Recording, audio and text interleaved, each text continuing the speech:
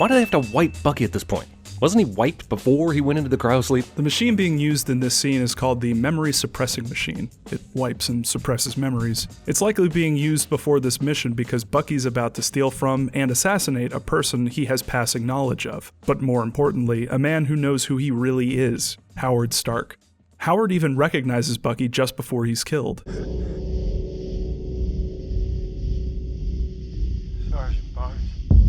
The danger here is that this could have been a problem if Bucky's memory hadn't been freshly microwaved, which was the case in The Winter Soldier, when Steve recognized Bucky, causing Bucky to start remembering things. There's a man on the bridge.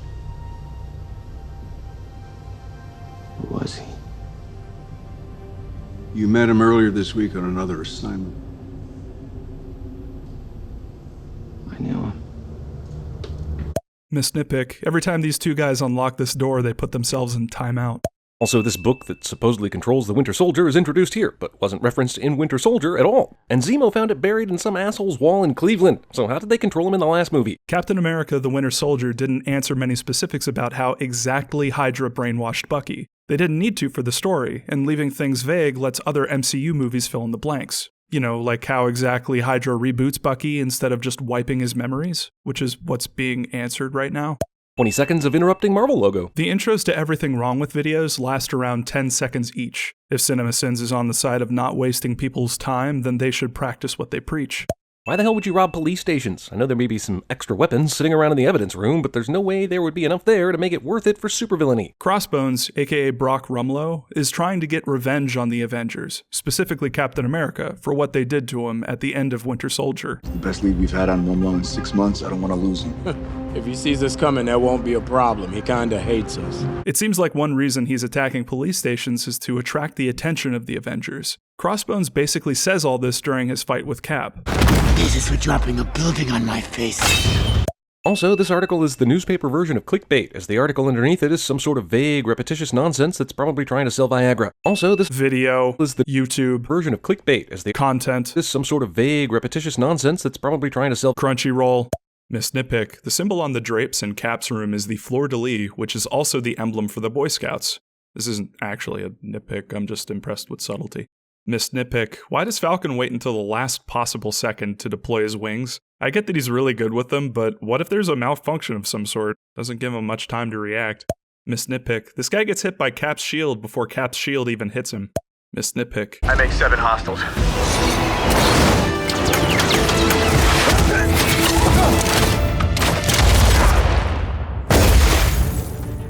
I make 5. You mean 4. You subdued 3 people. 7 minus 3 is 4. 4. No, 3. Math.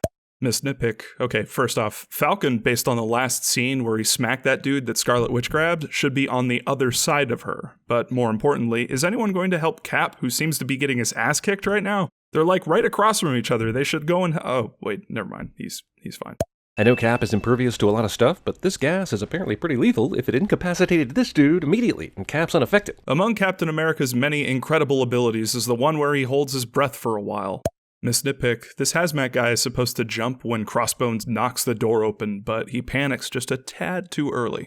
That's badass, but tell me, what kind of bullshit is this? How can a shield of this power bounce off floors and walls instead of just destroying them? And how did Cap figure out the geometry of that shot? Cap's shield has done wacky shit since the first Cap film. At the very least, you gotta figure after using it for so often, Cap has become exceptionally skilled at aiming his shield throws for precise ricochets. But the best part of all this shield nonsense is that Civil War actually calls it out. That thing does not obey the laws of physics at all. Look, kid, there's a lot going on here that you don't understand. Scarlet Witch helpfully throws the gas into the atmosphere, where it can affect many more people in Lagos. Scarlet Witch is diluting the gas with air, nullifying it. It won't affect many more people in Lagos because the gas is so diluted with clean air that it isn't harmful anymore. I know she's a badass, but come on. Black Widow just took out 8 heavily armed bad guys. Note that Falcon has kicked just as much ass as Black Widow at this point in the film, even though both have no proper superpowers. But it's Black Widow that gets called out for being unrealistic. It's like CinemaSins is saying, look, I could tolerate the dude with guns that appear out of nowhere who has a drone that can magically detect a driver's threat level, but if a girl knocks out too many boys, then that's just ridiculous. Also, she took out 9 people, not 8. Oh good, another villain who thinks he can win a punching contest with Captain America. Crossbones doesn't think he's going to win against Captain America. That's why he said this just before the fight. Where are you going to meet us? I'm not. Crossbones knows he's going to lose, which is also why he's wearing a suicide vest. Miss Nitpick, Where are you going to meet us? who actually says, "Where are you going to meet us?" Because it isn't the guy next to Crossbones. His mouth movement doesn't match the voiceover. Where are you going to meet us? Miss Nitpick, when Crossbones throws the magnetic bomb onto Cap's shield, Cap is completely surrounded by people with no Crossbones in sight. But in the next shot, Crossbones teleports right behind him. Miss Nitpick, Black Widow uses her force push powers on these extras. Plus $611 million for my little therapeutic experiment. It appears that Tony is merely being honored at MIT, but he decided to show the audience his virtual reality memory, which just so happens to be important to the plot of this movie. Also, he could tell these students he funded their dumb projects. This is not a bad thing, though. I would argue it's better than Tony simply telling us how the death of his parents affected him. Instead, we're shown a therapeutic experiment that cost $611 million, all while Tony admits that it didn't really work for him. So from this scene, we understand that Tony is giving money to MIT students that he might have used trying in vain to help him overcome the grief he still feels at the loss of his parents. This scene also gives us the information we need to understand the film's climax, when we piece together the "never made it to the airport" line with the opening car accident. I am so sorry about the teleprompter. I didn't know Miss Potts had canceled. Even if they didn't know about Pepper canceling before the talk began, it was the last line of the speech, so they totally had time to remove the unnecessary reference to a character we won't be seeing. Without delving into too much detail about how the movie is deliberately bringing up Pepper's absence to highlight her strained relationship with Tony, and how this explains many of Tony's actions and isn't unnecessary, how does CinemaSins know what kind of technology runs the holoprompter? I know people who can't work their way around a PowerPoint who would be at a complete loss with whatever software was used to make this nonsense. Point being, we don't know how the prompter works. We don't know how complex it is to edit. We don't know if the person who could have fixed the prompter was even available, and we don't know if the prompter could have been edited while it was running. See, this sin is an example of something CinemaSins does a lot, not taking a movie at face value to manufacture comedy. It's really easy. You should try it sometime. Next time you're watching a movie and something happens that isn't explained in complete detail or requires you to suspend your disbelief in any way, just say, "That's ridiculous." The prompter couldn't have been edited in time? That's ridiculous. Alien blood can eat through anything, but it doesn't melt through the alien's skin? That's ridiculous. Superman can fly? That's ridiculous. See how funny and not at all annoying that is? Bonus points if you also yell out things like roll credits and Ex Machina. Miss Nitpick, I hope one of the MIT projects being funded here is a way to prevent fires in theaters that doesn't involve asbestos. Miriam wastes State Department tax dollars by leaving work, driving to MIT, and briefly f***ing with Iron Man. Or she took the day off. Captain Rogers wished to know when Mr. Stark was arriving. So I came to Wanda's room right away. He could have heard Cap and Scarlet Witch talking because their door was open, so he knew where Cap was? Or is that too ridiculous for a dude who can walk through walls? The world owes the Avengers an unpayable debt. That's it. He should stop right there. There's nothing else that needs to be discussed. Not Sokovia or Lagos or even Manhattan. They saved the universe multiple times. Well, yeah, this scene admits that, but Civil War is all about the hidden consequences of saving the world and if the ends justify the means. Here, Hulk clearly drops rubble on people during the New York fight in Avengers 1. Was he prosecuted for that? He was directly responsible for the deaths or serious injury of the people filming this footage, yet he gets away with it because he was saving the universe? And what dictates a threat to the universe? If some chucklehead from the sewer shows up and threatens to destroy a city, does that give the Avengers the right to start tossing buildings around? The police have rules. The government has rules. But the Avengers don't, despite being several times more powerful? It's a theme that The Watchmen dealt with superbly. And much like The Watchmen, Civil War highlights the question rather than any specific answer. 3 days from now, the UN meets in Vienna to ratify the accords. The Sokovia Accords were approved by 117 countries, and somehow the Avengers didn't get the news until 3 days before the ratification. Can we just take a moment to truly appreciate what's happening right now? CinemaSins makes the correct observation that the Avengers should have been notified about the Sokovia Accords due to it having a direct impact on their operations, yet completely fails to realize that this is the exact reason for the shot they're showing for this sin, that of a shocked Captain America staring down a guilty Tony Stark. Cap is shocked because Tony is still hiding huge secrets from the rest of the team, and Tony knows this and feels guilty about it, hence his demeanor. Seems it's a sin to be subtle. Also, let's say the UN decides they need the Avengers for something. How does that prevent the Avengers from accidentally killing people? It doesn't. Nothing can prevent accidents 100%. The Sokovia Accords are a way of mitigating those accidents by way of oversight and accountability, putting the power of the Avengers in check. Oversight is not an idea that can be dismissed out of hand. Okay, but you just mentioned that the existence of the Avengers invites conflict. How would that change with any administrative oversight? It could prevent abuses of power and general recklessness in the resolutions of those conflicts in order to prevent a catastrophe. Mother, what are you doing here?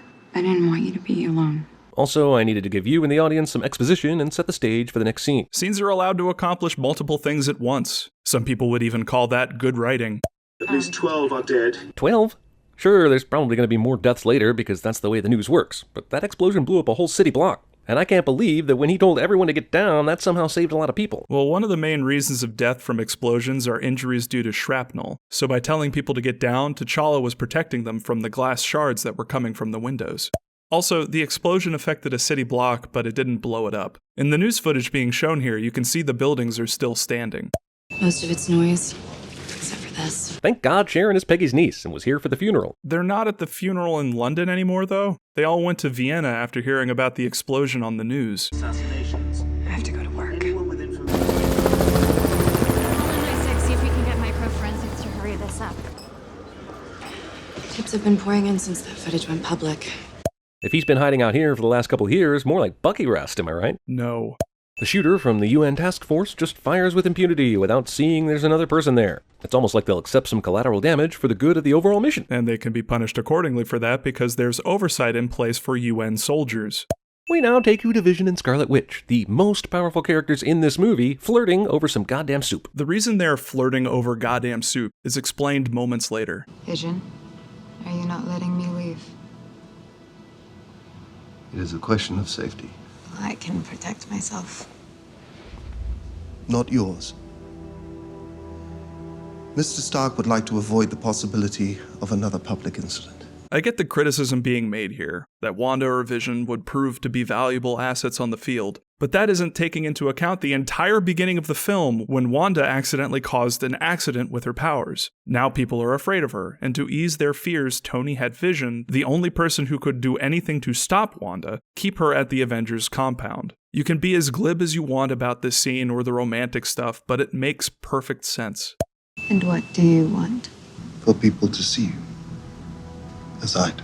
So, is this getting serious? If so, what's that bedroom gonna look like? I bet if they had that sex scene, CinemaSins would just complain about Vision's convenient penis. Hang on, Google Maps tells me it's 18 f***ing hours from Bucharest to Berlin. There isn't a task force office in Bucharest or Belgrade or anywhere nearby. Even Vienna's closer. Seems more likely that they flew.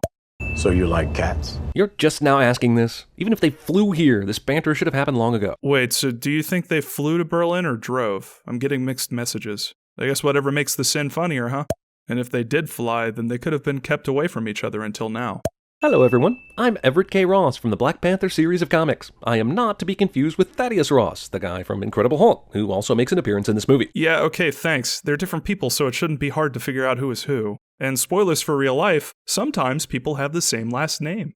Miss Nitpick, that moment when you got caught sneaking a peek of Scarlett Johansson's butt on film, this guy would be great at CinemaSins. Miss Nitpick, Tony Stark's backless phone is neat and all, but wouldn't it be easy for people to see his private texts and passwords and stuff? Miss Nitpick, an extra in the background of this scene is shown delivering some papers to another extra and walking away. But 7 seconds later, the same extra shows up in the same spot and does it again. Miss Nitpick, not a very good security system if all you have to do to gain access is press a button. Why would the task force release this photo to begin with? Seems like a normal thing that happens every time something like this happens, but Steve is suspicious of it. Cap isn't suspicious of the task force. Watch the rest of the scene. Why would the task force release this photo to begin with? Get the word out, involve as many eyes as we can. Right. It's a good way to flush a guy out of hiding. Set off a bomb, get your picture taken. You got 7 billion people looking for the Winter Soldier. Cap's suspicious of the events that brought Bucky out of hiding. Sharon outright says this. They're saying someone framed him to find him. Miss Nitpick, I'm as much a fan of useless numbers and graphs as the next guy, but what information could this graph possibly be conveying? It actually looks like a fast-forwarded animation graph from After Effects or Maya. Also, you had an 18-hour trip in a van to think about this. It's almost like there's more evidence suggesting they flew to Berlin and didn't drive, but that wouldn't make for a good goof. Miss Nitpick, look, Zemo, I get why you're reading each word of the Winter Soldier book with dramatic pauses in between, but you're cutting things a little close. Maybe you could say all the words as fast as possible to avoid any issues. Like this. Miss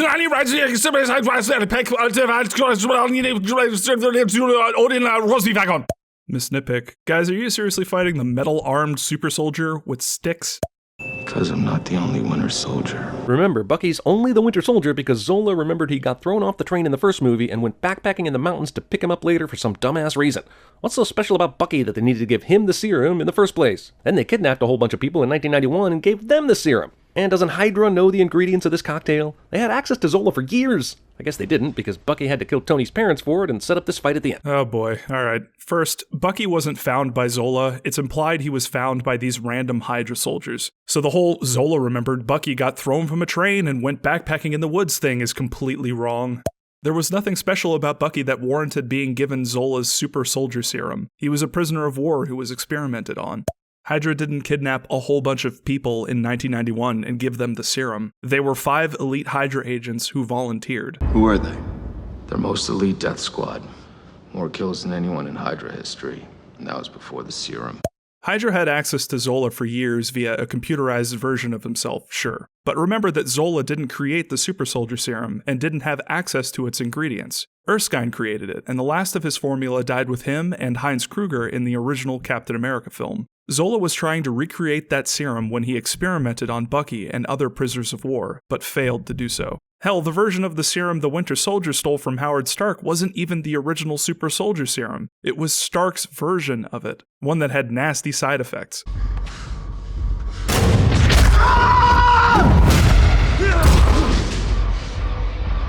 They can take a whole country down in one night and you never see them coming. Why haven't they then? I know in Winter Soldier, Zola said something about blah blah, take away freedom, blah blah, people resist, but if you have 30 super soldiers all created before the Avengers existed, then why not use them to do that very thing? It's made brutally obvious that these other Winter Soldiers could barely be controlled, what with that one scene showing them, not being controlled. It seems they were regarded as a failed experiment. 30 super soldiers? Not 30 super soldiers, 5 bags of serum, 5 soldiers, 5. Miss Nitpick, what the hell is Aunt May mouthing here? Animal fat? You're my fun? Help me Fang?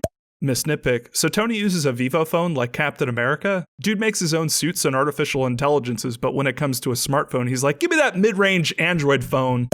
And I've had these powers for 6 months. Peter's only had his Spidey powers for 6 months, but Tony's had time to scout him, study the strength of his webbing, and build a suit for him. 6 months seems like a perfectly reasonable amount of time to do all these things. Tony's pretty good at making suits quickly. He completed the Mark I, a much more complicated robotic armor, in 3 months while being held captive by terrorists while his heart was hooked up to a car battery. And he's only gotten better since then, considering Iron Man 3's various armors. Come on. We got one more stop. Why does Hawkeye pick Cap's side? Just because Quicksilver saved him in Age of Ultron? You can't assume he'd go against the other Avengers just to give Wanda a ride. Probably because he agrees with Cap that the Sokovia Accords are a bad idea. Plus, we're not just assuming Hawkeye's helping out Wanda because Quicksilver died. He outright says it. I wouldn't have called if I had any other choice. Hey, man, you're doing me a favor. Besides, I would did. Miss Nitpick, looks like even the super soldier serum doesn't make you any good at parking cars. So if you come with us, you're a wanted man. Yeah, well, what else is new? So much for spending time with your daughter, which was the whole reason you wanted to be a good guy in your own movie. Not really. The whole reason Scott wanted to be a good guy was so he could be the hero that his daughter thought he was, which is kinda outright said a few times in that movie. You're her hero, Scott. Just be the person that she already thinks you are. This is your chance. The chance to earn that look in your daughter's eyes. To become the hero that she already thinks you are. It's not about saving our world. It's about saving theirs.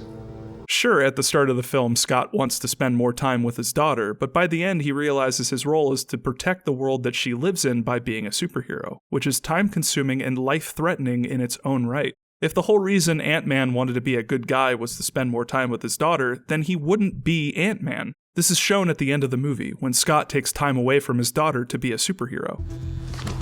Sorry. It's work. Yeah. All right, here's the deal.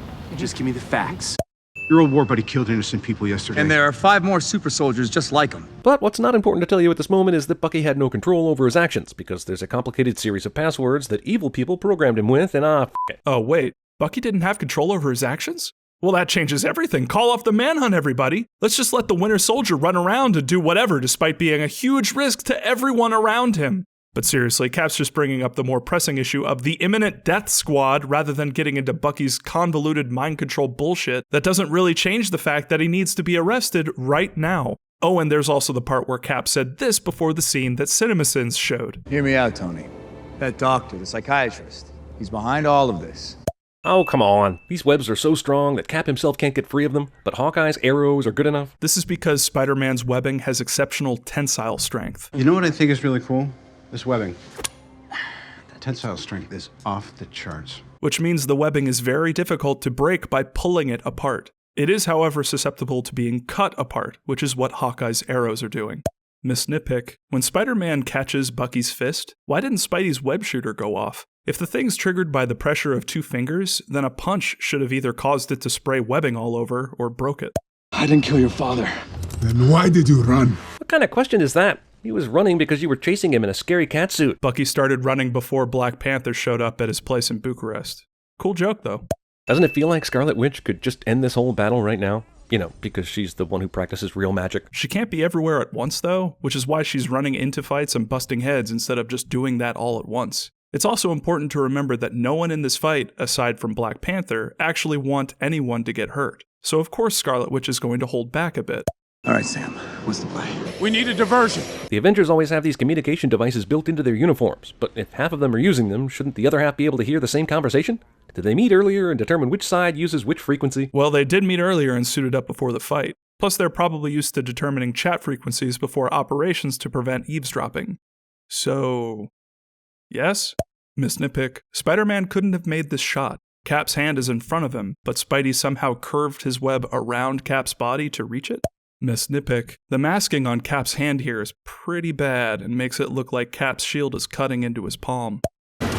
Vision finally decides to start visioning. I think Vision's limited use in this fight is because he knows he's powerful and he's afraid of doing serious harm to his friends, so he's holding back. In fact, Tony knew Vision was powerful and only wanted to involve him if they had no other options. Is this part of the plan?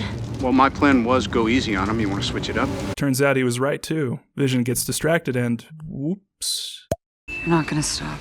What the hell has she been doing this whole time? Hiding by the jet. She got knocked out of the battle earlier, so then she decided to hang out by the jet. Yes.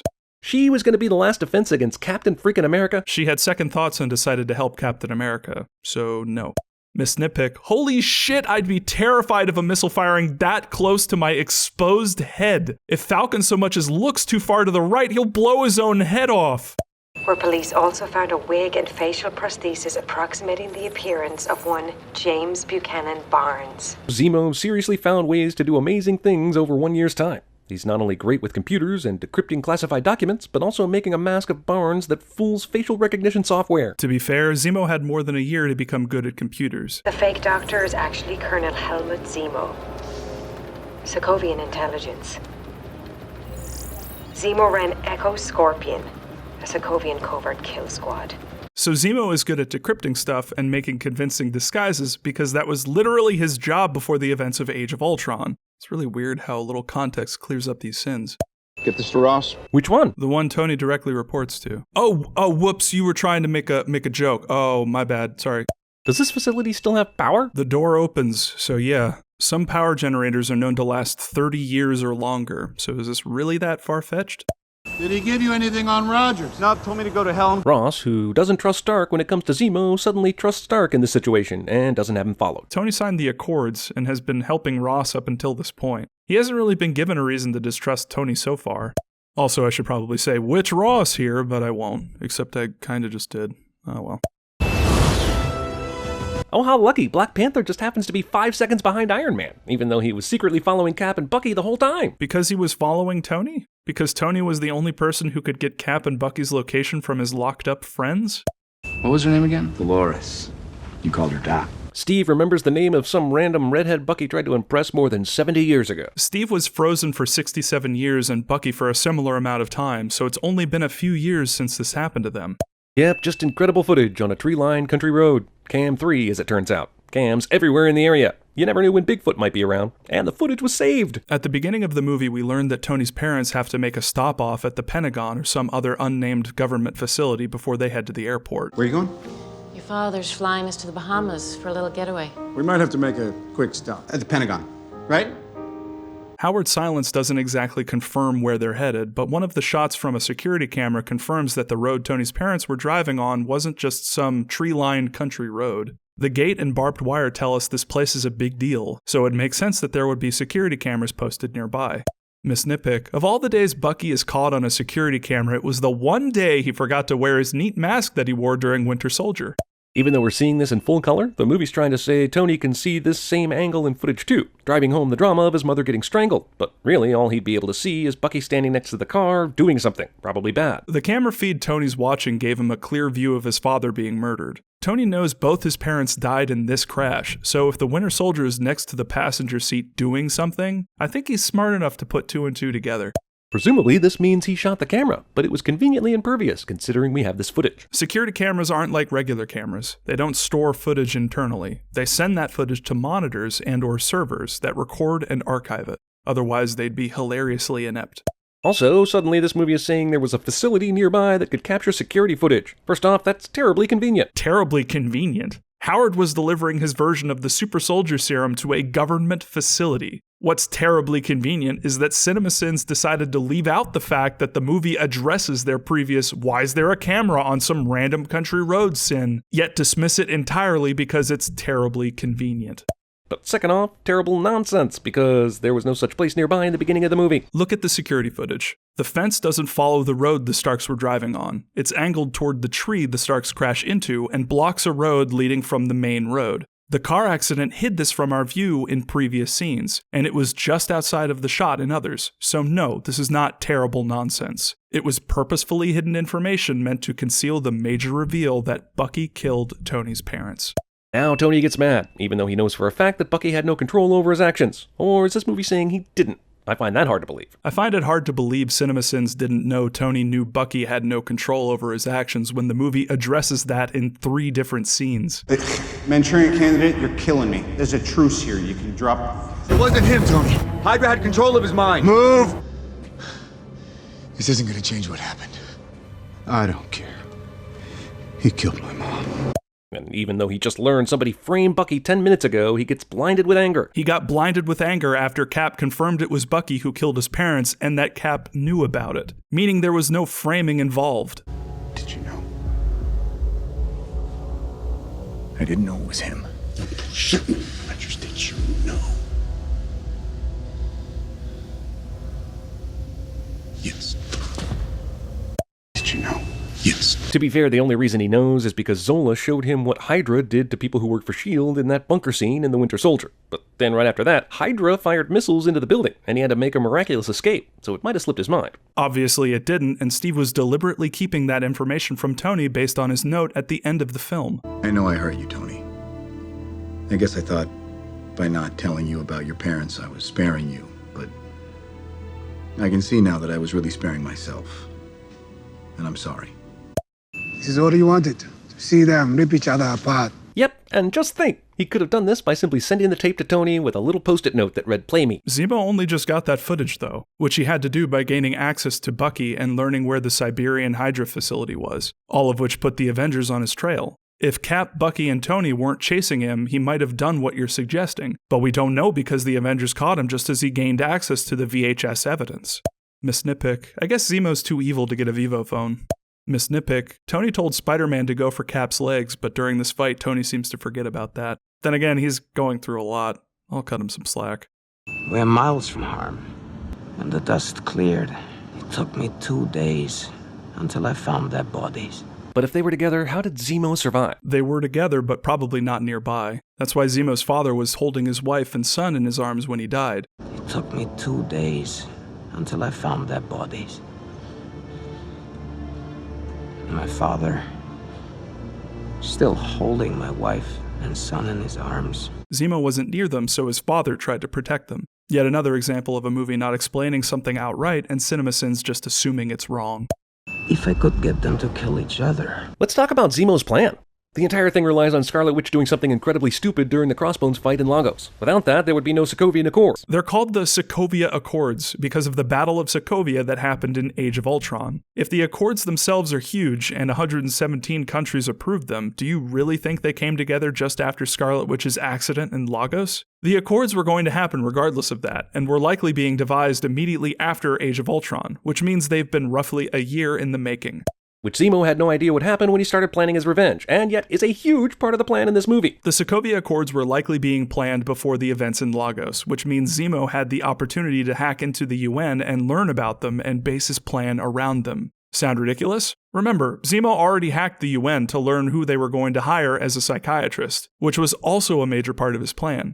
Then he plots to bomb the UN, frame Bucky, and somehow, someway, he knows Steve and Tony will hate each other over it. Zemo knew Steve and Tony would fight over Bucky because he knew Steve would do anything to save his old friend. And he also knows Tony will figure out about the dead psychiatrist at the perfect time. Zemo called room service at the place he was staying in Germany so that the body of the psychiatrist he was impersonating would be found, tipping off the Avengers to what happened. Miss Nitpick, Black Panther covering Zemo's gun and causing it to backfire would have completely ruined the gun and Zemo's hand. Again, he's not gonna die. What a pussy this movie is. For some reason, I don't think Captain America, the Magic Beef Boy Scout, would murder his friend in cold blood. All that time, all that effort, to see it fail so spectacularly. Did it? Well, pretty much, yeah. I mean, Bucky lost an arm, but generally Cap and Tony are good to go for Infinity War. Unless they're saying there's more to Zemo's plan, like he's Joker in The Dark Knight, and he needed to be captured. Holy shit, there's no more to Zemo's plan. He was just pointing out the Avengers are divided now. Jesus.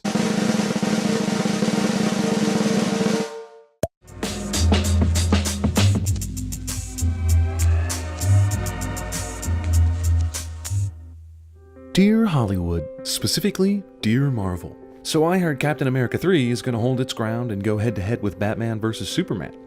Have you lost your goddamn mind? Look, I'm going to let you in on a little secret. No one gives a shit about Captain America.